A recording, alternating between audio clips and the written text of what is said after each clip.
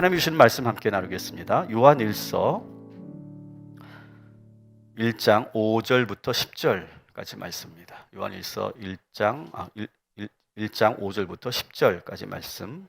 우리 5절 말씀을 먼저 읽고 말씀을 듣도록 하겠습니다. 우리가 그에게서 듣고 너희에게 전하는 소식은 이것이니 곧 하나님은 빛이시라 그에게는 어둠이 조금도 없으시다는 것이니라. 아멘. 다 같이 따라합시다. 하나님은 빛이십니다. 오늘의 핵심 주제입니다. 하나님은 빛이시다.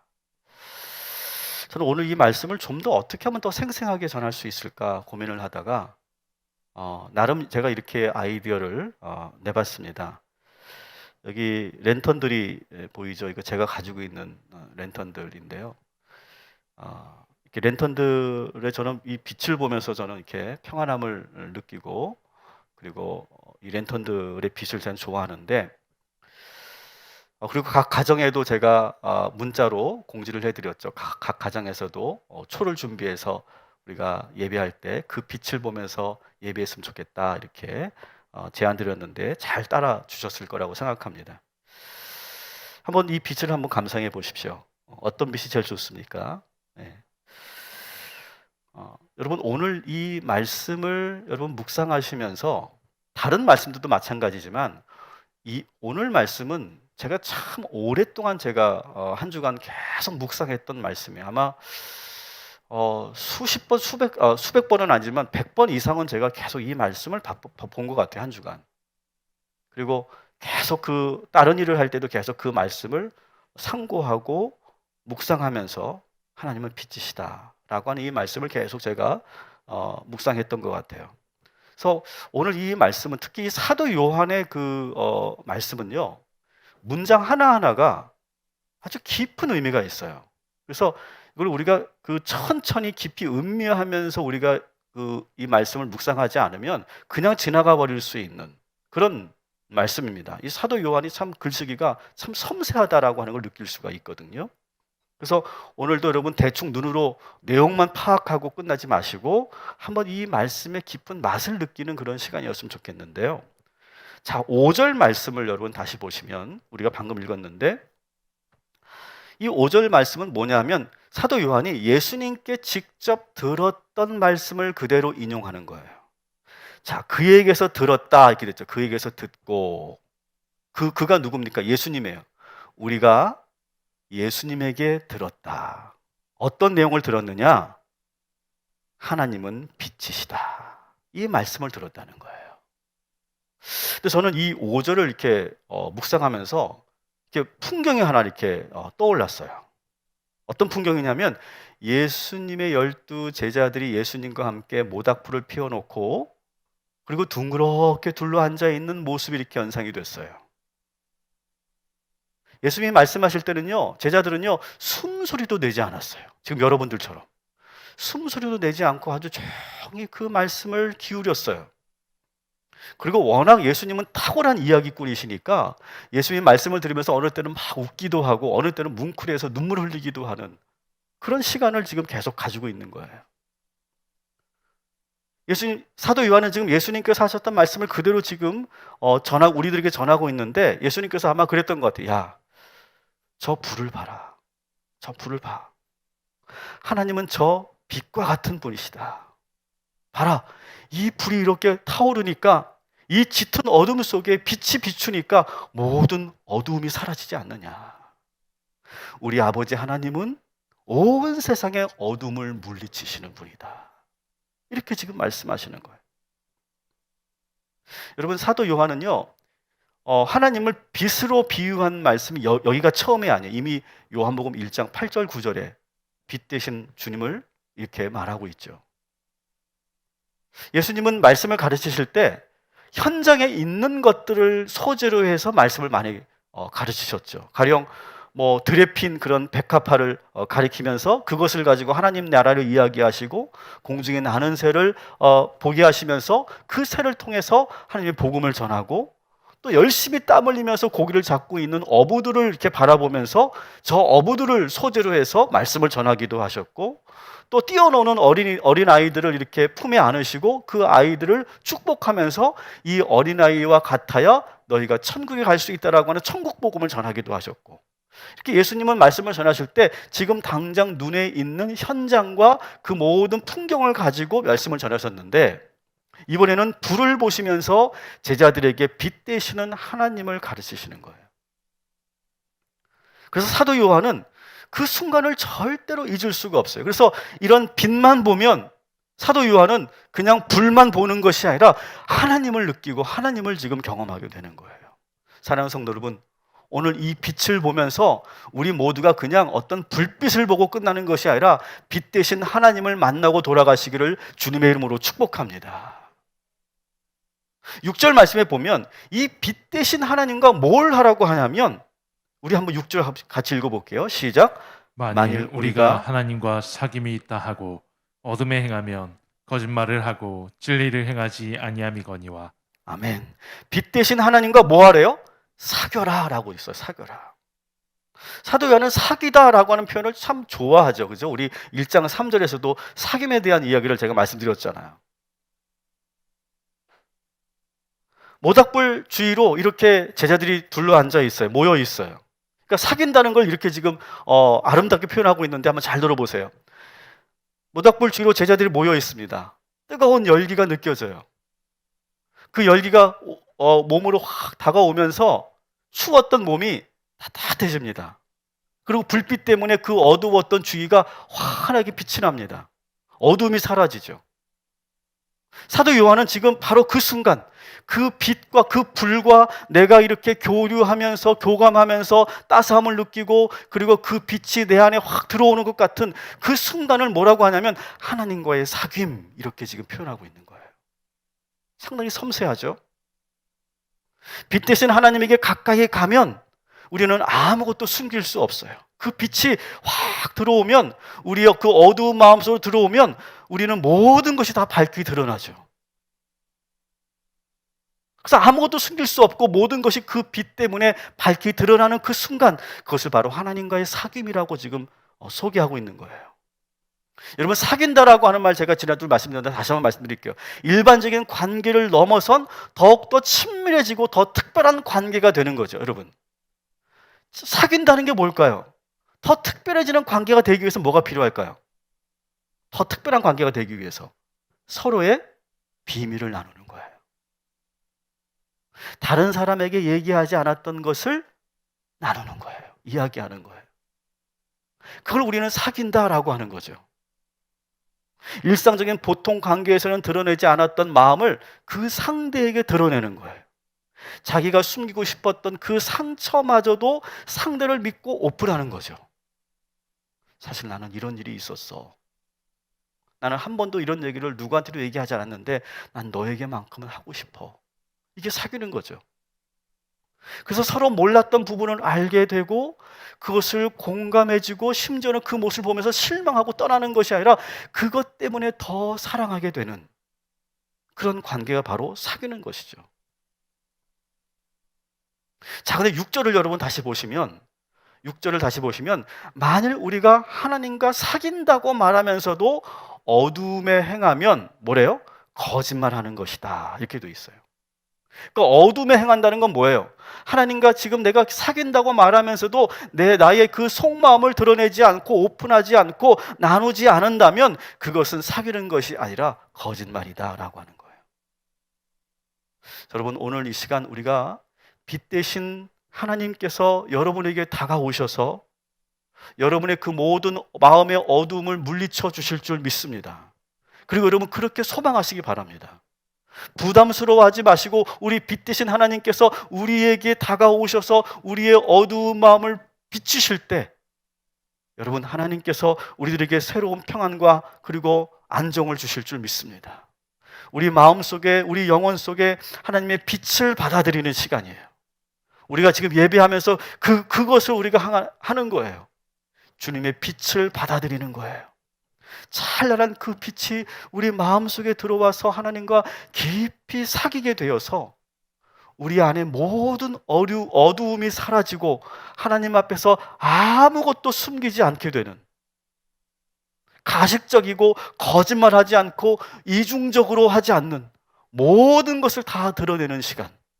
이 시간이 바로 여러분 오늘 이 시간 드리는 예배가 되기를 주님의 이름으로 축복합니다. 자, 6절을 다시 보면 이 어둠 속의 거짓말이 이게 뭘까요? 어둠 속의 거짓말. 이 어둠 속에 행하는 거짓말이라는 것을 구체적으로 명시하고 있어요. 우리 8절과 10절 어둠 속의 거짓말이 뭔지를 지금 말하고 있는데 같이 한번 8절, 10절 읽겠습니다. 만일 우리가 죄가 없다고 말하면 스스로 속이고 또 진리가 우리 속에 있지 아니할 것이요 만일 우리가 범죄하지 아니하였다 하면 하나님을 거짓말하는 이로 만드는 것이니 또한 그의 말씀이 우리 속에 있지 아니하니라. 아멘. 자, 이런 거죠. 어둠 속의 거짓말은 뭐냐? 나는 죄가 없어.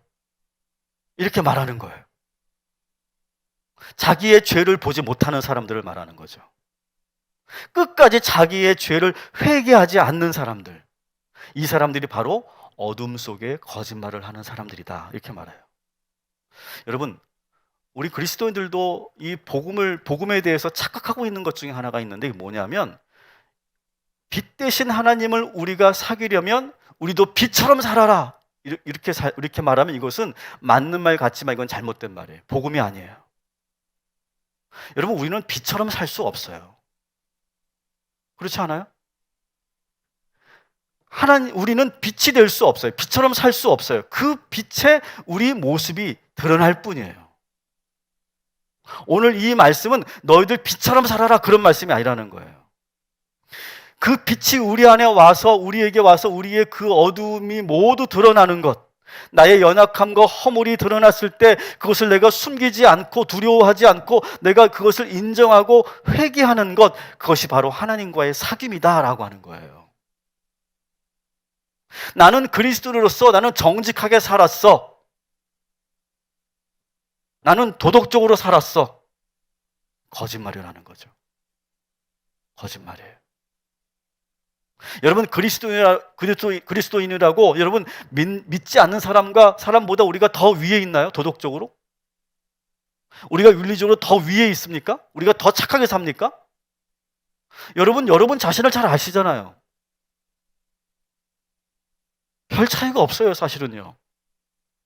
그러니까 그리스도인이니까 우리가 정의롭게 살아야 된다, 착한 일을 해야 된다, 의롭게 살아야 된다. 여러분, 그렇게 되지가 않아요. 우리는 내 자신을 너무 잘 알고 있잖아요. 어쩌면요, 어느 때는요, 세상 사람들보다 더 많은 죄를 질 때도 있어요. 우리는 그저 사람일 뿐이죠. 사람일 뿐이에요. 그들과 우리는 별 차이가 없어요. 도덕성이나 윤리적인 그런 차원에서는요, 그들과 별 차이가 없는 존재들이에요. 근데 여러분, 결정적인 차이가 하나 있어요. 그게 뭐냐? 빛 대신 하나님께로 가까이 나와서 우리의 모든 것이 다 드러나고 아무것도 숨기지 않고 자백하고 회개하는 것, 이것이 바로 세상 사람들과 결정적인 차이인 줄 믿습니다. 다시 말해서 하나님과 깊은 사귐 속에 있는 것이 세상 사람들과의 결정적인 차이인 거예요. 우리는 그들보다 절대로 위에 있을 수가 없어요. 절대로 그렇게 자만해서는 안 되는 거예요. 그래서 하나님과 깊은 사귐에 있다는 것은 무엇이냐? 9절 말씀 우리 마저 한번 읽어보겠습니다. 시작. 그를 자백하면 그는 미쁘시고 오르사 우리 죄를 사하시며 우리를 모든 불의에서 깨끗하게 하실 것이요. 아멘. 사귄다는 게 뭐냐? 우리의 죄를 자백하는 거예요. 나의 어두운 모습을 그대로 내가 숨기지 않고 두려워하지 않고 고백하는 거예요. 참회하는 거예요. 왜 우리가 자꾸 회개하자고 합니까? 그것은 하나님과 사귀자는 말이에요. 사귀자는 말이에요. 사귄다는 것은 나의 허물까지도 나의 연약한 모습까지도 있는 그대로 내가 오픈하는 것이 사귀는 거잖아요. 사랑하는 성도 여러분, 오늘 이 시간 빛 대신 하나님과 깊이 사귀는 이 예배가 되기를 주님의 이름으로 축복합니다. 그 빛이 우리 안에 들어와서 모든 것이 드러날 때 여러분 두려워하지 마시고 부끄러워하지 마시고 숨기지 마시고 있는 것을 있는 모습 그대로 주님 앞에 내어놓고 고백하시기를 주님의 이름으로 축복합니다. 저는 그래서 이 찬양을 참 좋아하는데요. 아주 짧은 찬양인데 우리 한번 이 찬양을 먼저 부르고 말씀을 좀 이어가도록 하겠습니다. 있는 모습 그대로라고 하는 찬양. 오늘 주님과 사귐을 우리가 이루기 위해서 이 찬양을 한번 부르고 또 말씀을 이어가도록 하겠습니다.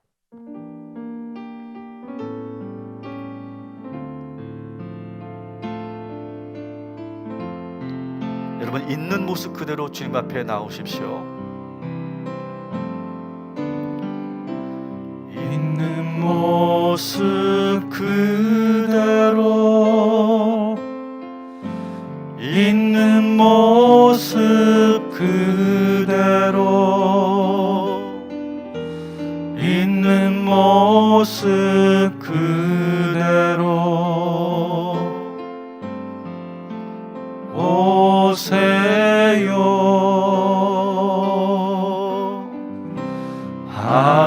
하나님은 당신이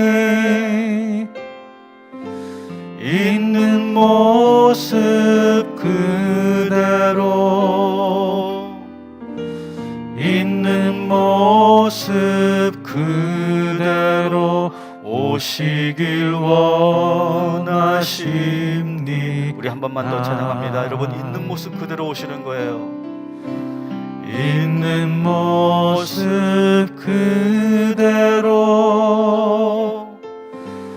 있는 모습 그대로,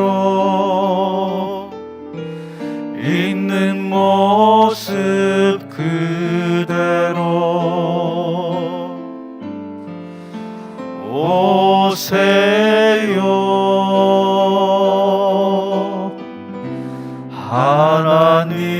하나님은 당신이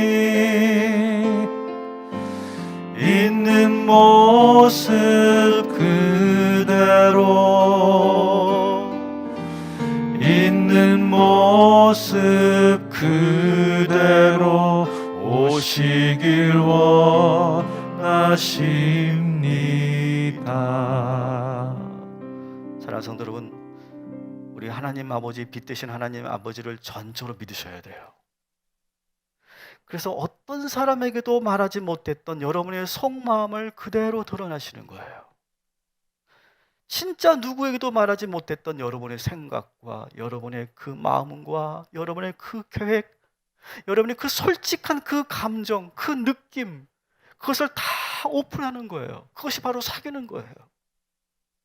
그렇게 모든 것을 쏟아내며 여러분이 감추어 두었던 그 죄까지도 내 입으로 나올 때, 내 속에서 그것이 터져 나올 때, 그것이 진짜 사귀는 거예요.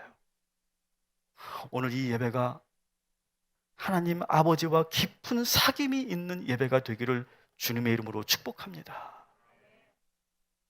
그리고 사도 요한은 이 빛 되시는 하나님과의 깊은 사귐 속에서 우리 성도들이 서로 사귐을 가지라고 권면하고 있어요. 7절 말씀 우리 같이 읽겠습니다.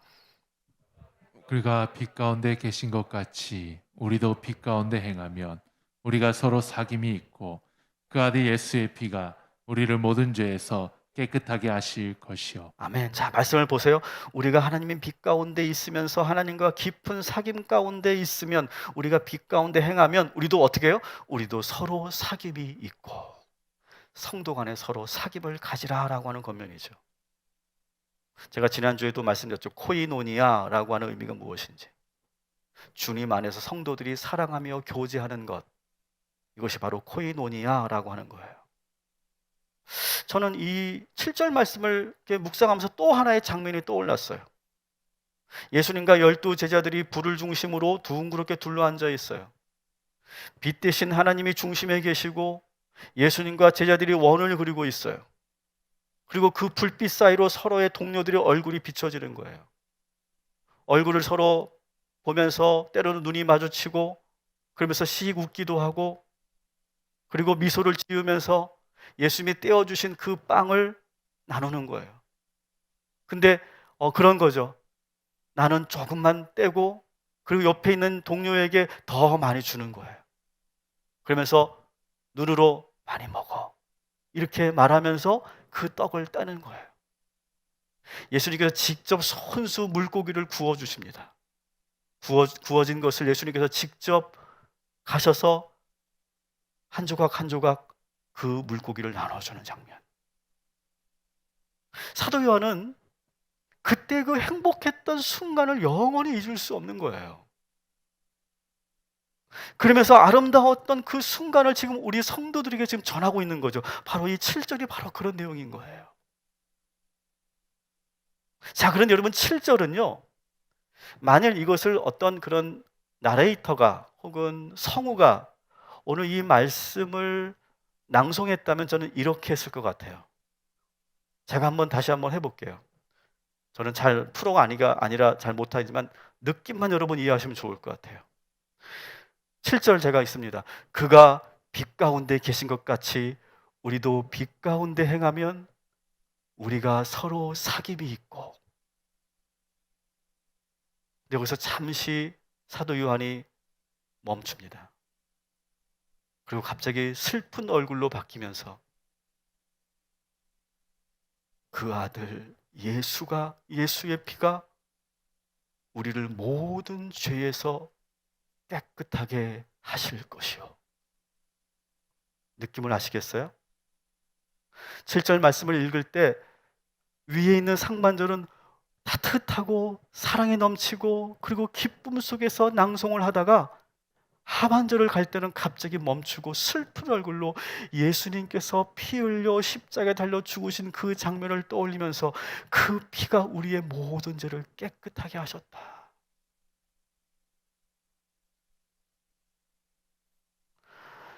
예수님을 중심으로 이 제자들이 되게 친해졌거든. 지금 아주 친밀해져 있어요. 근데 친밀해지자마자 너무나 끔찍하고 너무너무 슬픈 일이 일어난 거예요. 예수님께 십자가에 달려 죽으신 거예요. 피 흘려 죽으신 거예요. 제자들은 절대로 그런 일이 일어나지 않기를 바랬고, 베드로는 심지어 예수님이 가는 길을 막기도 했지만 결국 예수님은 끝내 자기 몸 안에 있는 모든 물과 피를 쏟으시면서 십자가에 달려 죽으셨어요. 사도 요한은 그 당시에 왜 예수님이 이렇게 무기력하게, 왜 이렇게 비참하게 죽으셔야 되고 왜 이렇게 피를 흘리셔야 되는지 몰랐어요. 이해할 수가 없었어요. 그러나 지금은 너무 잘 알게 된 거죠. 주님 안에서 이렇게 서로 사귀고 있고 서로가 교제를 나누고 있는 우리의 죄를 깨끗하게 하기 위해서 십자가의 피를 흘리셨다고 하는 것을 깨닫게 된 거예요. 주님의 제자들은 이제 그저 빵과 물고기만 나누는 것이 아니라 예수 그리스도의 피를 나눈 한 형제가 된 거예요. 한 몸이 된 거예요. 이것이 바로 진정한 코이노니아인 것이죠. 예수 그리스도의 피로 구원받은 성도들의 교제가 바로 코이노니아인 것이죠. 우리 따라합시다. 우리는 예수 그리스도의 피를 나눈 형제요 자매입니다. 여러분, 우리 온라인 예배 드리시는 분들도 이 구절만큼은 꼭 여러분들이 이제 올려주시고 마음에 새기시기 바랍니다. 우리는 예수 그리스도의 피를 나눈 한 형제요 자매입니다. 여러분, 오늘 우리는 예수의 피로 함께 나눈 그런 한 형제요 그리고 한 몸인 줄 믿으시기 바랍니다. 그런 놀라운 은혜와 역사가 이 예배 가운데 있어야 된다는 거예요. 코로나로 인해서 2년 동안 지금 여름 성교학교와 수련회가 지금 다 중지됐어요. 저는 너무 안타까워요. 저는 중고등부 여름 수련회를 가면 그런 옛날의 생각이 참 많이 나는데, 요즘에 제가 나이가 먹었나 봐요. 옛날 생각이 많이 나요. 근데 여름 수련회를 가면 항상 있던 그런 프로그램이 있어요. 항상 여름 수련회 때 했던 프로그램. 그게 뭐냐면 캠프파이어였어요. 요즘은 하는지 모르겠어요. 여름 수련회에서. 근데 저희 때는요 매년 했어요. 매년. 한 해도 빠지지 않고 제가 다녔던 교회에서는 캠프파이어를 했어요. 그러니까 초등학교 시절에는요 이 캠프파이어가 너무너무 좋았어요. 너무너무 좋았어요. 그냥 그 모닥불을 피워놓고 막 이렇게 지금 이 그림처럼 막 동그랗게 둘러서 막 이 불이 확 올라오는 걸 보면요 너무너무 막 기분이 좋고 막 왠지 행복해지는 느낌이었어요. 근데 여러분, 제가 다녔던 광명교회는요, 선생님들이 대단한 열정과 기획력을 갖고 있었어요. 그래서 뭘 했냐면 와이어 줄을 해가지고 나무 위에다가 걸어놨어요. 그리고 선생님이 높은 나무 위에 올라가가지고 거기서 딱 준비하고 있는 거예요. 그러면 이제 아래에 있는 선생님이 우리 아이들에게 소리치라고 그래요. 여와여, 불을 내려주소서! 이렇게 소리치라고 합니다. 그럼 우리는 너무 순진해. 그러면 진짜 우리는 하늘에서 불이 내려지는 줄 알고, 여와여, 불을 내려주소서! 외쳐요. 그러면 진짜 위에서, 하늘에서 불이 탁 붙더니 휙 하고 내려오는 거예요. 그러면서 그 장작, 세워놓은 그 장작불에 확 붙으면서 불이 확 올라오는 거 있죠. 와, 제가 그때 초등학교 1학년 때는데요, 너무 환상적인 거예요. 근데 이걸 매년 한다고 생각해 보세요. 이제 초등학교를 넘어서서 이제 사춘기 중등부가 되니까 또 해. 또 하늘에서 불 떨어지겠지. 근데 이 불이 매번 잘 떨어지는 게 아니에요. 꼭 사고가 나. 여와야, 불을 내려주소서 하는데 안 내려와. 선생님이, 올라가 계신 선생님이 깜빡 잊고 라이터를 안 가지고 온 거야. 야, 라이터 막 그 소리가 다 들려. 어느 때 이 와이어가 문제가 있어가지고 쫙 내려 중간에 딱 쓰네. 뭐 그런 일도 있고, 막 그걸 또 막 작대기로 또 때려가지고 억지로 내리게 해가지고 딱 내려 떨어졌는데 불이 또 안 붙어. 참 별의별 캠프파이어를 제가 다 경험해봤어요.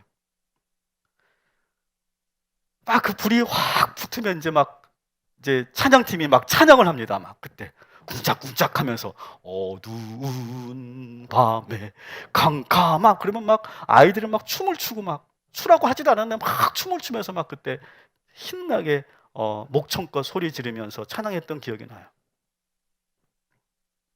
근데 제가 어릴 때는요, 이걸 왜 매년 할까? 왜 여름 수련회 때 이걸 왜 매년 할까? 궁금했었어요. 이해가 안 됐어요. 근데 제가 오늘 이 사도 요한의 이 말씀을 보면서 확 깨달으신 거 아니겠어요? 예수님과 제자들이 디베랴 강가에서 함께 모닥불을 피워놓고 예수님께서 직접 준비해 주신 아침을 같이 먹으면서 함께 사랑의 교제를 나눴던 그 순간, 그것을 그대로 재현하고 있는 것이죠. 사도 요한도 지금 이 아름다웠던 풍경을 지금 우리들에게 전하고 싶은 거예요. 빛 대신 하나님을, 이 빛을 보면서, 저 불을 보면서 빛 대신 하나님을 경험하고, 그 빛 대신 하나님과 깊은 사귐을 나누고, 그 빛이 우리 안에 들어와서 우리의 어두움이 밝혀지고. 다시 한번 따라합시다. 하나님은 빛이십니다. 그 빛이 우리 가운데로 오시는 거예요. 우리 가운데 확 들어와서 그 빛을 중심으로 우리 둘러앉아 있는 성도들이 함께 주님과 깊은 사귐을 갖고, 그리고 그 빛이 우리 안에 들어와서 아무것도 숨길 필요가 없는, 있는 모습 그대로 주님과 깊은 교제를 하는 그런 시간. 여러분, 오늘 이 시간, 이 예배를 통해서 여러분 잠깐 우리가 기도할 것이지만, 여러분 속에 있는 것을 주님 앞에 드러내고 돌아가시기를 주님의 이름으로 축복합니다. 여러분의 생각과 마음, 여러분의 꿈과 계획, 여러분이 지금 고민하고 있는 것들, 염려하고 있는 것들 다 털어놓으시기 바랍니다. 다 털어놓으세요. 심지어 여러분 숨기고 있었던 지난날에 여러분의 그 과거의 상처도 내어놓으셔도 되고요, 여러분의 그 은밀한 죄까지도 오늘 이 시간 회개하시기 바랍니다. 이것이 바로 진정한 주님과의 깊은 사귐인 거예요. 하나님과 사귄다고 말하면서 어둠 속에 있으면, 다시 말하면 자기 자신을 오픈하지 않는다면, 그것은 진정한 사귐이 아니라 거짓말인 것입니다. 한 주간 빛 대신 하나님을 묵상하면서 언제 어디서나 예수의 이름을 부르면서 깊은 사귐을 갖는 한 주간 되시기를 주님의 이름으로 축복합니다. 그리고 주님 안에서 우리들의 관계를, 우리의 모든 관계를 소중히 여기시기 바랍니다. 주님 안에서 서로 사랑하시기 바랍니다. 코이노니아는 사랑을 말하는 거예요. 따라합시다. 사랑은 오래 참는 것입니다. 여러분, 사랑은 오래 참는 거예요. 기다려주는 거죠. 결국은 우리가 용서해 주는 거예요. 모든 허물을 덮어주는 거예요. 예수 그리스도께서 십자가의 보혈로 우리 죄를 깨끗게 하시고 구원하셨듯이 우리도 십자가의 방법을 사용해서 사랑하는 거예요. 그럴 때 사랑의 기적이 나타나는 것이죠. 제가 가장 좋아하는 복음 말씀 중에 하나가 고린도전서 1장 18절 말씀이에요. 저는 이 말씀을 제자 훈련하면서 제가 이 말씀을 읽고 제가 먼저 깨졌던 말씀이에요. 십자가의 도가 믿는 자들에게 하나님의 능력이 된다. 여러분, 십자가의 방법을 우리가 사용할 때, 예수님께서 사랑하셨던 그 방법을 우리가 그대로 사용할 때, 그때 하나님의 능력이 우리에게 임하는 줄 믿습니다. 그래서 사랑의 기적이 나타나게 될 줄 믿습니다. 여러분, 우리는 한 주간 십자가의 방법을 사용해야 돼요. 그러면 하나님의 능력이 여러분의 가정 가운데 임하게 될 거예요.